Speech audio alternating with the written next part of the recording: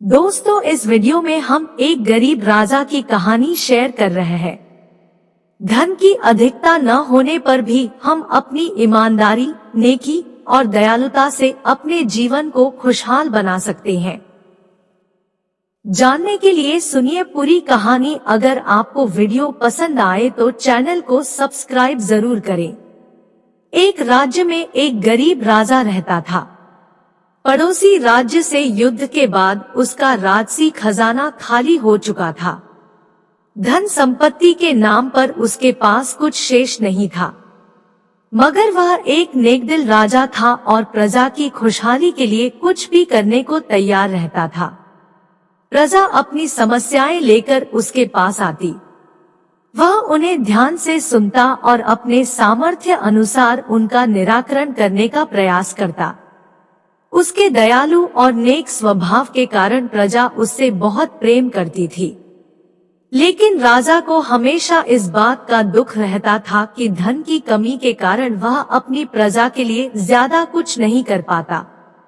एक दिन उसके राज्य में एक साधु आया। लंबी यात्रा के कारण वह भूख प्यास से बेहाल हो चुका था और रास्ते के किनारे निढाल होकर बैठा हुआ था।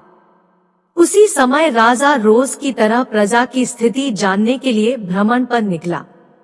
उसकी दृष्टि उस साधु पर पड़ी। वह उसके पास गया और उसका हाल पूछा।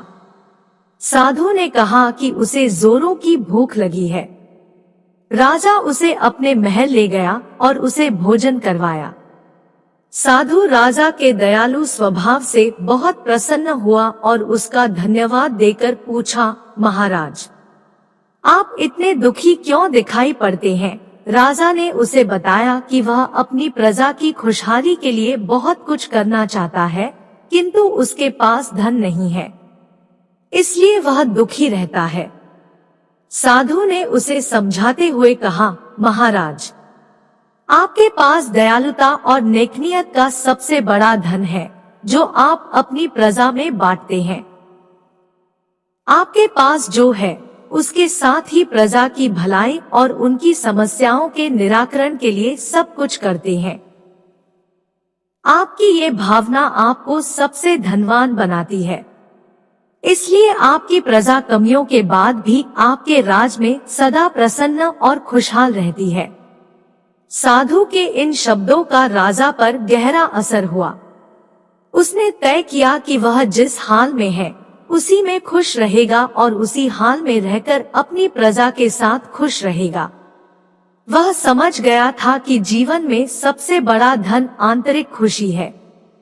गरीब राजा की यह नेक कहानी हमें यह सिखाती है कि धन की अधिकता न होने पर भी हम अपनी ईमानदारी, नेकी और दयालुता से अपने जीवन को खुशहाल बना सकते हैं। आशा है आपको यह कहानी पसंद आई होगी। ऐसी ही और कहानी सुनने के लिए हमारे YouTube चैनल को सब्सक्राइब अवश्य करें। धन्यवाद।